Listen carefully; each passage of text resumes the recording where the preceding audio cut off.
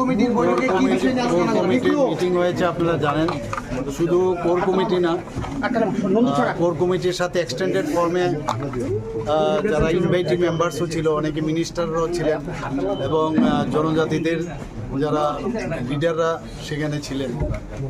তো আমাদের যে 28টা সিটে আমরা আপাতত 28 জনকে মোটামুটিভাবে আমরা সিলেকশন করেছি এবং আমরা দিল্লিতে পাঠাবো। তারপরে এটা ফাইনাল হয়ে আসলে আগামীকাল সকালে সেটা ঘোষণা হবে। স্যার, আপনাদের শরিক দল আইপিএফটি নিজেদের প্রার্থী তালিকা আজকে ঘোষণা করেছে। না, সেটা তো ঠিক আছে, ওনারা ঘোষণা করেছেন। তো এক্ষুনি আমাদের তরফ থেকে ওনাদের সাথে কথাবার্তা হচ্ছে, যোগাযোগ হচ্ছে যে ওনারা মানে যেভাবে ডিক্লেয়ার করেছেন, কেন ডিক্লেয়ার করলেন, আমাদের সাথে তো কথাবার্তা বলেনি। যাই হোক, এখনও আলোচনা চলছে, তারপরে আমরা ডিসিশন নেব। আমরা 28টার জন্য আমরা মোটামুটি আমরা সিলেকশন করেছি, ডিসিশন হয়েছে এবং সেটা দিল্লির সিলমোহর পেলে কালকে আগামীকাল সকালে সেটা ডিক্লেয়ার করা। স্যার, ত্রিপুরা মাথার সঙ্গে মানে কেন আলোচনাটা মানে এগোলো না, মানে একটা তো ধারণা করা হলো। দেখুন, আমি আগেও বারবার বলেছি, ত্রিপুরা মাথা আমাদের, ওনারা তো আমাদের মিনিস্ট্রির মধ্যে আছেই নেই, অ্যালায়েন্স পার্টনারও, এবং আইপিএফটিও অ্যালায়েন্স পার্টনার।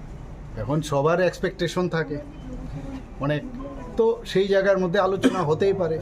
এবং আমি বারবার যেটা আগে বলার চেষ্টা করেছি যে এডিসির মধ্যে আমরা কিন্তু অপোজিশনে আছি, কাজেই ওখানে তো আমরা তাদের সাথে অ্যালায়েন্স নেই। কাজে অপোজিশন হিসাবে আমরা আমাদের সেই দায়িত্ব আমরা পালন করছি এবং আমরা আমাদের মতো করে লিস্ট আমরা এই যে 28টা সিটের জন্য আমরা ডিসিশন নিয়েছি। তো সেই কারণেই আমাদের ডিসিশন হয়েছে, কথাবার্তা হয়েছে ওনাদের সাথে অনেক দিন ধরে। এখন যেহেতু আমার মনে হয় যে ফ্রেন্ডলি এবং এটা সুন্দর একটা মানে ঠিক আছে, তারা তাদের ক্যান্ডিডেট দেবে, আমরা আমাদের ক্যান্ডিডেট দেব। তো সেখানে একটা হেলদি ফাইট যদি হয় তা সেটা আমি আশা করি সেই ধরনের হওয়া উচিত। স্যার, প্রাথমিকভাবে জয় নিয়ে কতটা আশাবাদী আপনি? আমি 100% তো আগেও বলেছি যে আমরা জয়যুক্ত হব এবং এডিসি গঠন করব। স্যার, তাহলে পাহাড়ে 5 মুখী নির্বাচনী লড়াই হচ্ছে, কোন মুখী আমার জানা নেই। এখন কথা হচ্ছে যে আমরা তো ওয়ান ওয়ে, আমরা আমাদের মতো করে যাচ্ছি। এবারে যারা আসবে আসবে, নিশ্চয়ই গণতন্ত্রের সবারই অধিকার দাঁড়ানোর, কাজেই এই নিয়ে আমরা চিন্তিত নই একেবারে।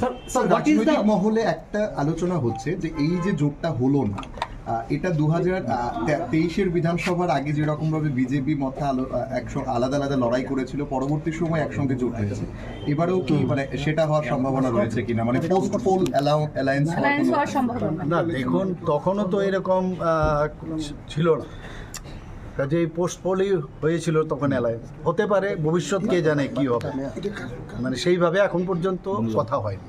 Sir, what has been the main hurdle in this alliance? Because talks were there at New Delhi also, we believe. Why you are running after these hurdles and all? Forget about that. In politics, everything is possible, and in that direction we are moving on. And what was about the tripartite agreement?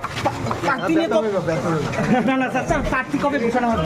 আমি তো বলে দিলাম already, কালকে সকালে।